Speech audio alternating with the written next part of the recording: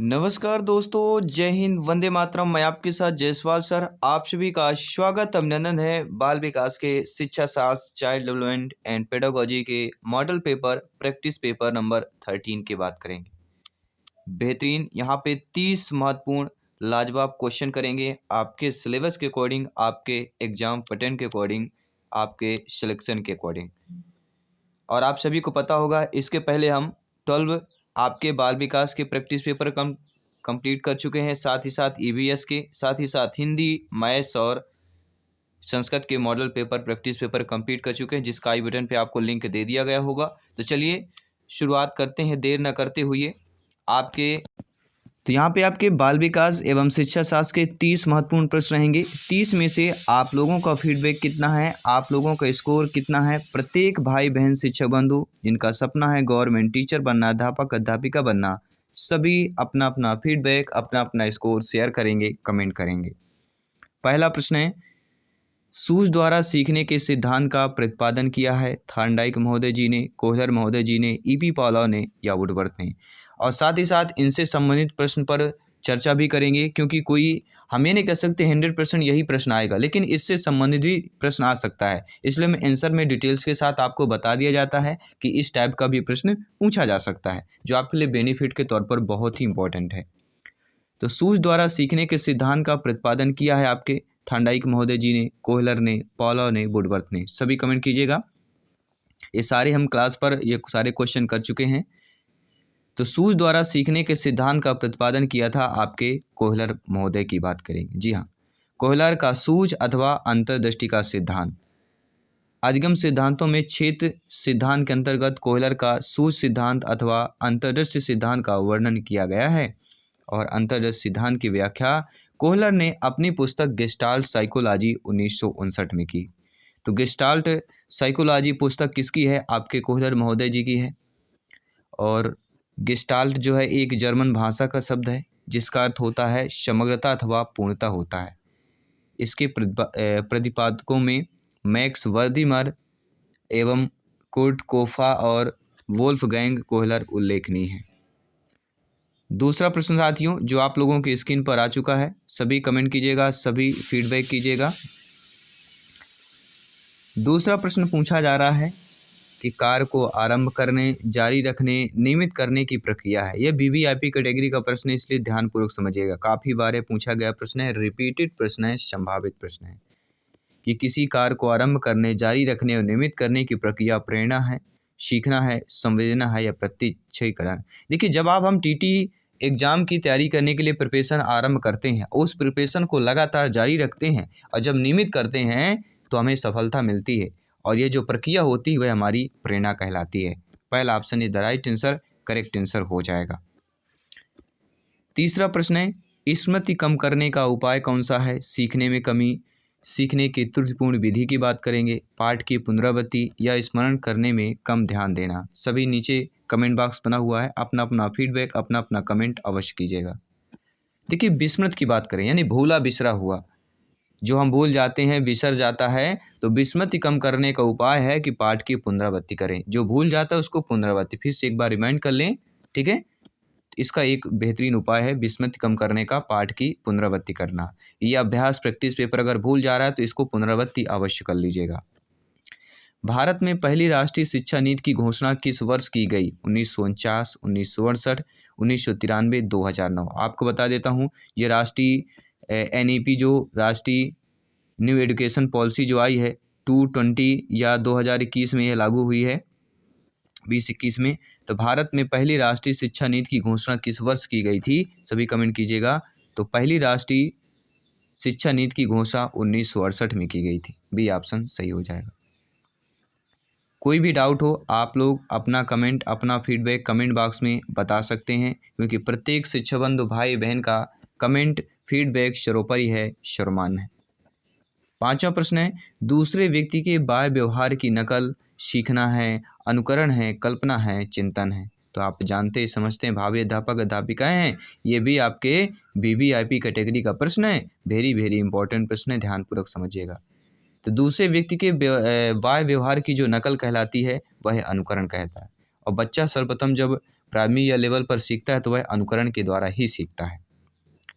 छठवां प्रश्न है, नई शिक्षा नीति 2020 में कौन सी भाषा को कक्षा 5 तक खत्म कर दिया है?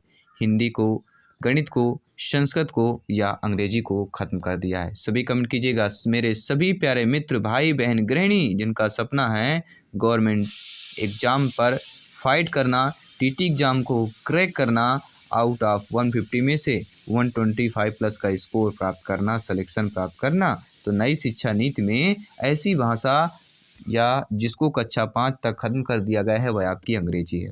जी हाँ, कक्षा 5 तक जो है अंग्रेजी भाषा को खत्म कर दिया गया है।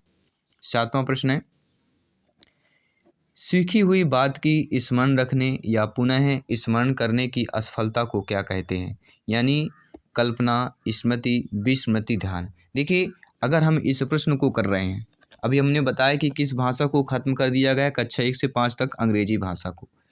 इस बात को आप 10 दिन 12 दिन पहले स्मरण करें और फिर आप उस स्मरण को पुनः करने में असफल हो जाएं कि यार डाउट लग रहा है, ये प्रश्न कौन जायसवाल सर ने क्या बताया था, हमने क्लास देखा था, आंसर नहीं पता, तो ये क्या हो जाता है, ये हमारी असफलता को, इसी असफलता को विस्मृति कहा जाता है।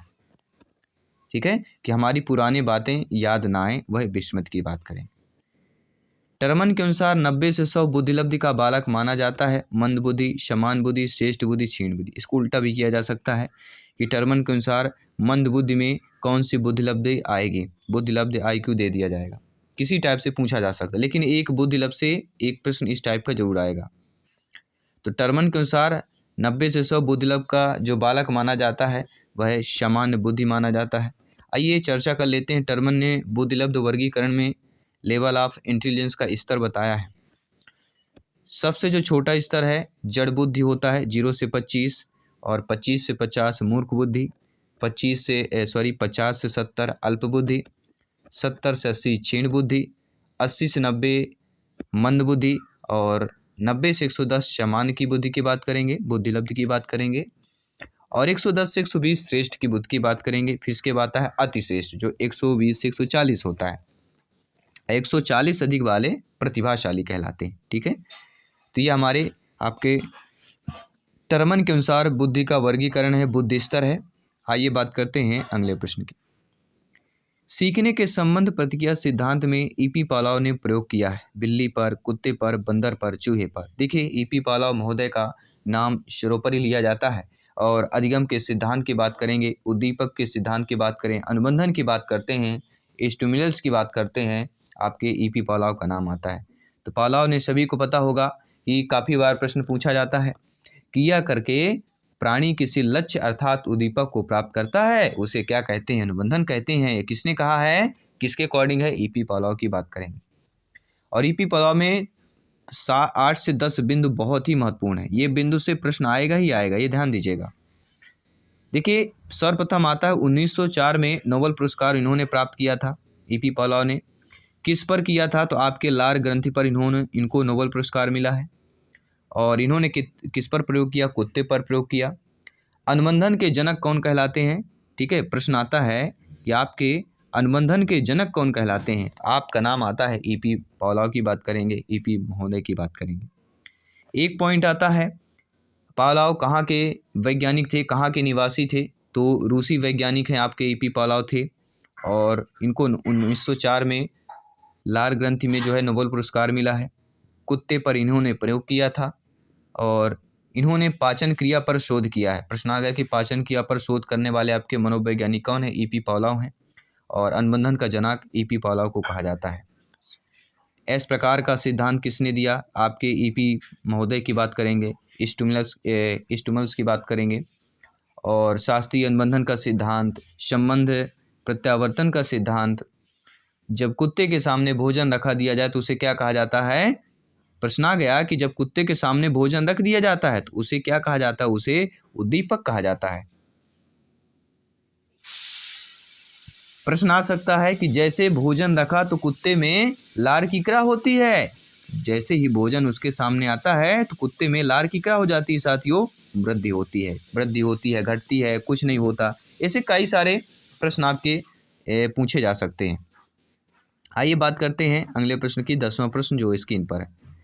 मानव व्यक्तित्व के मनोलैंगिक विकास को निम्न में से किसने महत्व दिया है? कमेनियस ने, हॉल ने, हेलिंगवर्थ की बात करेंगे या जेम्स फ्राइड की बात करेंगे? आप जानते हैं, समझते हैं कि मानव व्यक्तित्व के मनोलैंगिक विकास की जब भी बात की जाती है, फ्राइड का नाम सर्वोपरि आता है। अगला प्रश्न है, मनोविज्ञान की प्रथम प्रयोगशाला को किसने स्थापित किया? डब्ल्यू वुंट ने, सिगमंड फ्राइड ने, ईपी पालाव ने, वाटसन महोदय की बात करेंगे। तो मनोविज्ञान की प्रथम प्रयोगशाला को किसने स्थापित किया है? आपके डब्ल्यू वुंट ने किया है या विलियम वुंट। ठीक है। 1879 में विल्हम वुंट ने जर्मनी के लिप्सिंग में प्रथम मनोवैज्ञानिक या मनोविज्ञान प्रयोगशाला को स्थापित किया है। 1890 विलियम जेम्स ने प्रिंसिपल ऑफ साइकोलॉजी प्रकाशित की। प्रश्न आ सकता है कि प्रिंसिपल ऑफ साइकोलॉजी किसने प्रकाशित की? विलियम जेम्स ने की है। और कब की है? प्रिंसिपल ऑफ साइकोलॉजी प्रकाशित विलियम जेम्स ने कब किया? 1890 में किया। अगला प्रश्न है, बेहतरीन प्रश्न है, लाजवाब प्रश्न है। गेस्टाल्ट मनोविज्ञान की आधारशिला किसने रखी थी? फ्रांज ब्रेंटानो ने, मैक्स वर्दीमर ने, एडगर रूबिन ने या कर्ट लेविन ने? सभी नीचे कमेंट बॉक्स बना हुआ है। मेरे सभी प्यारे प्यारे भाइयों की प्यारी प्यारे बहनें, गृहिणी जिनका सपना है अध्यापक अध्यापिका बनना, सभी कमेंट कीजिएगा। सभी मित्रों को जय हिंद, वंदे मातरम, इंकलाब जिंदाबाद। एग्जाम फतेह करना है साथियों, तो फतेह के साथ साथ मेहनत अवश्य लगती है, और जब मेहनत लगती है फतेह 101% श्योर एंड प्योर हो जाता है। तो चलिए इस प्रश्न का फीडबैक जान लेते हैं कि गेस्टाल्ट मनोविज्ञान की आधारशिला किसने रखी है। अगर आपका जवाब मैक्स और वर्दीमर है, बिल्कुल राइट जवाब है, बिल्कुल सही है।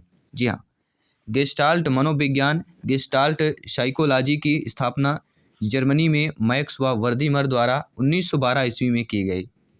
गेस्टाल्ट का अर्थ क्या होता है? तो गेस्टाल्ट का अर्थ होता है समग्र रूप। ये भी प्रश्न पूछा जा सकता है। अगला प्रश्न है, संगणन सिद्धांत निम्न में से आपके किससे संबंधित है? अधिगम से है, अभिप्रेरण से है, स्मृति से है या सृजनात्मकता की बात करेंगे?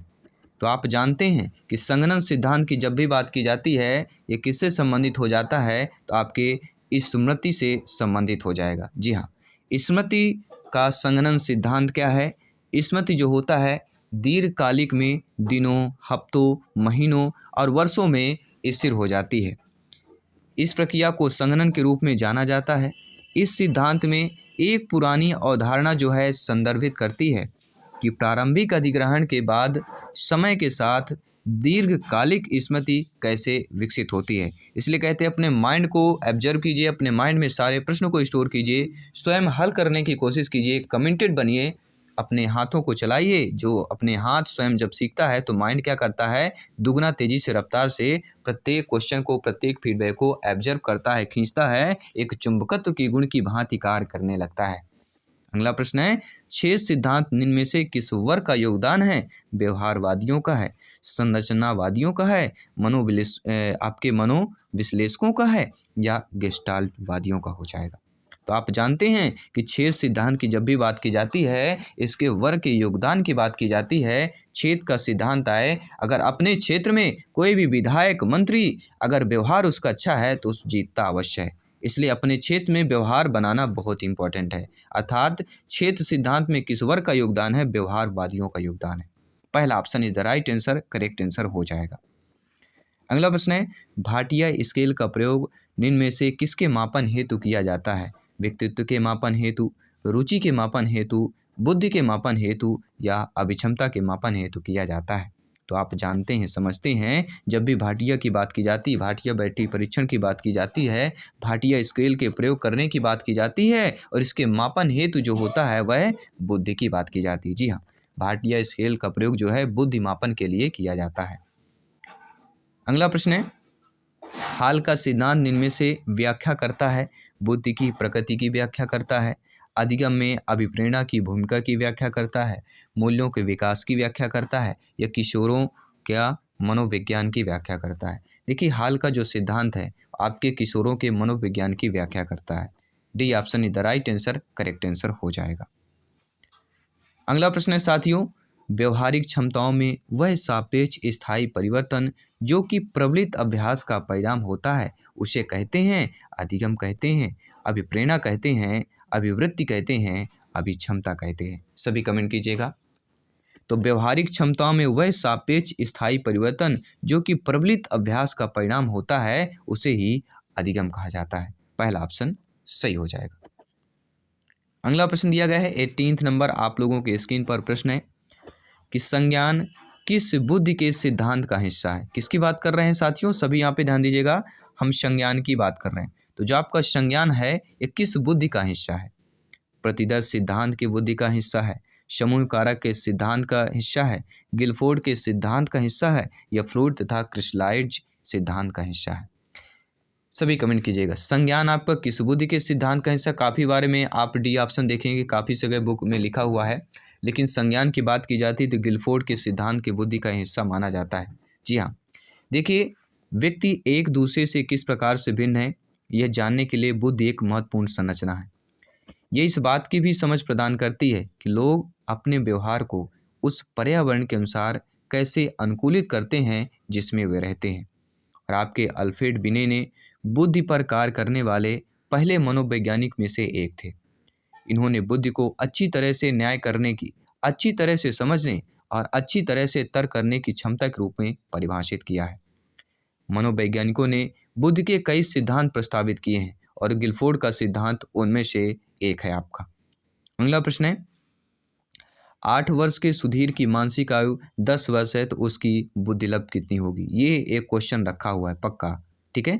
इसके लिए सभी को पता होगा IQ बराबर हमारा एक फार्मूला होता है MA ऑफ CA, आपकी ये मानसिक आयु मेंटल एज और जो वर्तमान होती है करंट एज उसको कर सकते हैं और मल्टीप्लिकेशन 100 कर देते हैं। तो IQ बराबर हमारा क्या आ जाएगा, यहाँ पे क्या दिएगा, मानसिक आयु 10 वर्ष है और 8 वर्ष का सुधीर है, 8 कर लेंगे और यहाँ पे 100 कर लेंगे। 2 से काटिए, 2 चौको 8, 2 पंचे 10, 4 एकम 4, 25 चौको 100, 25 का गुणा 5 से कीजिए, कितना आ जाएगा, 25 पंचे 125। डी ऑप्शन यहाँ पर आप लोगों का सही हो जाएगा। कोई भी डाउट हो प्रत्येक भाई बहन शिक्षक बंधु का आप लोग कमेंट कर सकते हैं, आप लोग फीडबैक कर सकते हैं। आपका फीडबैक सर्वोपरि है, सम्मान है सभी शिक्षक बंधुओं का, प्रत्येक गृहिणी सभी भाई बहन का। साथियों, संवेग का कौन सा सिद्धांत इस विचार को मानता है कि संवेगात्मक अनुभव संवेगात्मक व्यवहार पर आधारित होता है? प्रश्न को समझिएगा। संवेग का ऐसा सिद्धांत साथियों जो इस विचार को मानता हो संवेगात्मक अनुभव संवेगात्मक व्यवहार पर आधारित होता है। संवेगात्मक की बात की जाती है, जीन पियाजे जी का नाम आता है, ठीक है, जिन्होंने 4 अवस्थाएं बताई थी। इसको भूलना नहीं है, यहाँ से भी प्रश्न पूछे जाते हैं।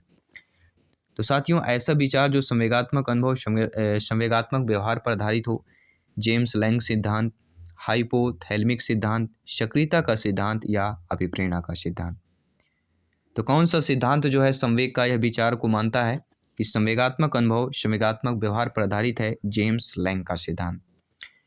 साथियों, संवेग प्राणी की उत्तेजित मनोवैज्ञानिक और शारीरिक दशा है जिसमें शारीरिक क्रियाएं और शक्तिशाली भावनाएं किसी निश्चित उद्देश्य को प्राप्त करने के लिए स्पष्ट रूप से बढ़ जाती हैं और किसी भी प्रकार के आवेश आने, भड़क उठाने और उत्तेजित हो जाने की अवस्था को संवेग कहते हैं। अगला प्रश्न स्क्रीन पर है। अभिप्रेरणा वर्णित होती है ज्ञानात्मक जागृति द्वारा, भावात्मक जागृति द्वारा, उपयुक्त दोनों द्वारा या विचारात्मक जागृति द्वारा? सभी यहाँ पे कमेंट कीजिएगा, सभी फीडबैक कीजिएगा। साथियों, अभिप्रेरणा जो वर्णित होती है आपके ज्ञानात्मक और भावात्मक जागृति द्वारा होती है। तो यहाँ पे उपयुक्त दोनों हमारा ज़्यादा ऑप्शन सही हो रहे हैं, यहाँ पे सी ऑप्शन सही हो जाएगा। अगला प्रश्न क्या दिया गया है, कोलवर्ग का सिद्धांत निम्न में से किस विकास से संबंधित है? भाषा विकास से, सामाजिक विकास से, नैतिक विकास से या शारीरिक विकास से संबंधित है? तो कोलवर्ग का सिद्धांत जो है साथियों किस विकास से आपका संबंधित हो जाएगा? तो ये आपके नैतिक विकास से संबंधित हो जाएगा। जब भी कोलवर्ग की बात की जाती है नैतिक विकास का नाम आ ही जाता है और सभी जानते हैं कि लॉरेंस कोलवर्ग की बात करें, इनका जो योगदान है 1927 टू 1987, इनके नैतिक विकास के 6 चरण हैं जिन्हें आसानी से पहचाना जा सकता है। तो प्रश्न आ सकता है कि लॉरेंस कोहलवर्ग के नैतिक विकास में कितने चरण हैं? तो टोटल आपके 6 चरण हैं और इन 6 चरणों में से प्रत्येक चरण नैतिक दुविधाएं सुलझाने में अपने पूर्व चरण से अधिक परिपूर्ण कोलवर्ग ने नैतिक विकास के सिद्धांत को अवस्था का सिद्धांत भी कहा है। प्रश्न आ सकता है कि नैतिक विकास को सिद्धांत को और किस नाम से जाना जाता है, तो अवस्था के सिद्धांत के नाम से भी जाना जाता है। अगला प्रश्न है, अभिक्रमयोजित अधिगम का प्रत्यय किसने दिया था? आपके हल ने, थांडाइक महोदय जी ने, स्किनर ने, वाटसन ने। देखिए, थांडाइक महोदय की बात की जाती है। थांडाइक एक शिक्षा मनोविज्ञान की बात की जाते हैं।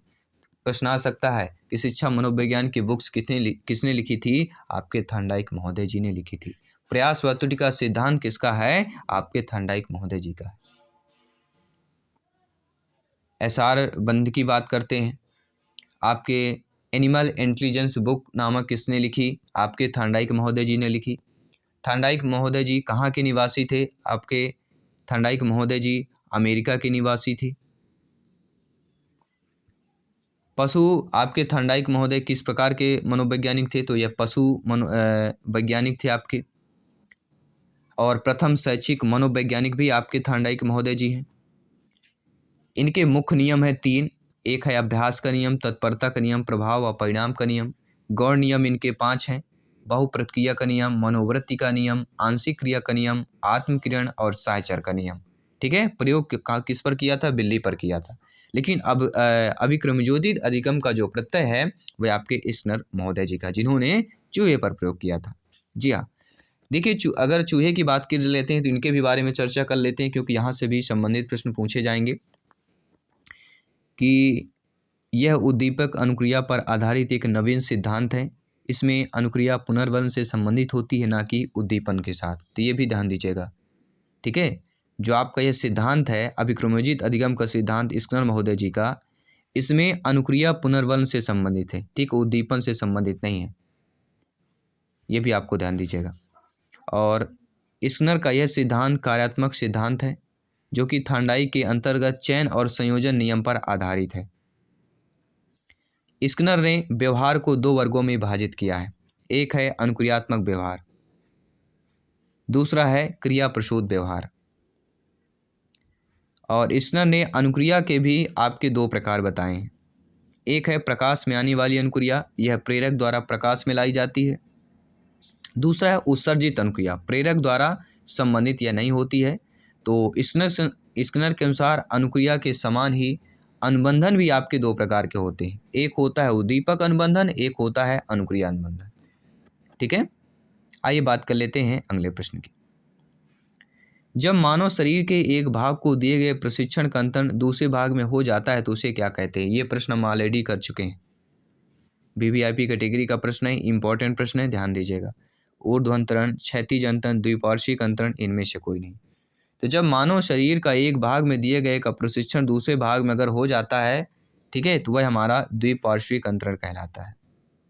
और एक ऊर्ध्व अंतरण भी आता है, उसके बारे में चर्चा करेंगे। देखिए, अधिगम की महत्वपूर्ण परिभाषाएं हैं जो काफ़ी बार पूछी जाती हैं कि वुडवर्थ के अनुसार प्रश्न आता है कि सीखना विकास की प्रक्रिया है। प्रश्न आ गया कि सीखना विकास की प्रक्रिया है, यह किसका कथन है? तो आपका जवाब होना चाहिए वुडवर्थ का कथन है। अगर प्रश्न आ गया कि सीखना जो है आपके सीखना व्यवहार में उत्तरोत्तर है, तो यह किसका कथन है? आपके स्किनर का महोदय। उत्तरोत्तर की बात की जाए स्किनर का नाम आएगा, प्रक्रिया की बात की जाए वुडवर्थ का नाम आएगा। ठीक है, तो सीखना व्यवहार में उत्तरोत्तर सामंजस्य की प्रक्रिया है, यह स्किनर के कथन है। और व्यवहार के कारण व्यवहार में ही परिवर्तन या व्यवहार के कारण व्यवहार में परिवर्तन ही सीखना है, यह जेपी गिलफोर्ड का कथन है।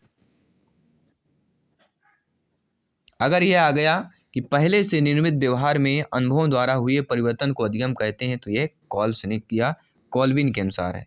ठीक है, तो ये महत्वपूर्ण कथन है, स्टेटमेंट है, परिभाषाएं हैं जो अक्सर एग्जाम पर पूछी जाती हैं।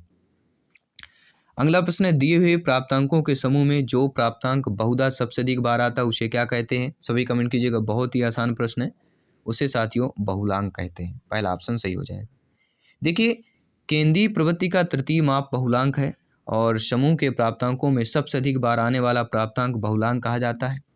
दूसरे शब्दों में बहुलांक वह बिंदु है जिसकी आवृत्ति श्रेणी में सबसे अधिक होती है। इसे बहुलांक और भूइष्टिक भी कहते हैं। ध्यान दीजिएगा, बहुलक को क्या कहते हैं? भूइष्टिक भी कहा जाता है।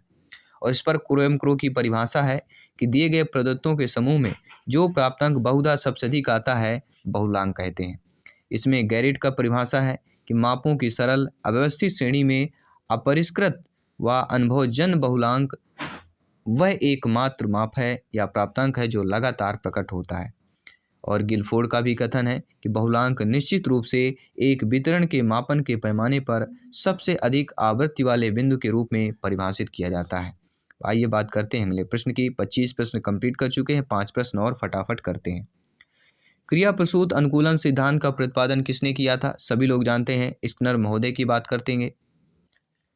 क्रिया प्रसूत अनुकूलन का सिद्धांत स्किनर महोदय जी का है। स्किनर द्वारा क्रिया प्रसूत अनुकूलन सिद्धांत का प्रतिपादन किया गया। इन्होंने चूहों पर प्रयोग कर सीखने का सिद्धांत दिया।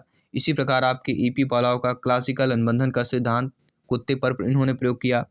थार्नडाइक का प्रयास एवं त्रुटि का सिद्धांत बिल्ली पर प्रयोग किया और कोहलर का सूज का सिद्धांत इन्होंने बंदर पर प्रयोग किया।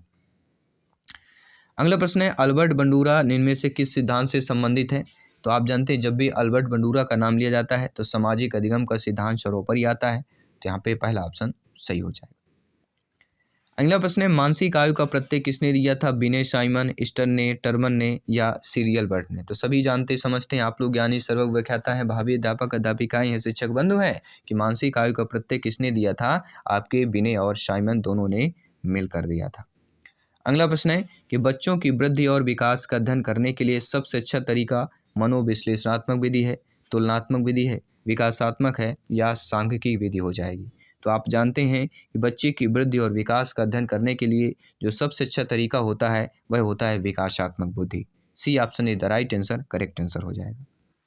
और इस प्रैक्टिस पेपर का मॉडल पेपर का 30वां प्रश्न आप लोगों के स्क्रीन पर है कि जीन पियाजे जी के अनुसार कोई बच्चा किस अवस्था में अपने परिवेश की वस्तुओं को पहचानने एवं उनमें विभेद करने लगता है? अमूर्त संक्रियात्मक अवस्था, मूर्त संक्रियात्मक अवस्था, संवेदी गामक अवस्था या इनमें से कोई नहीं।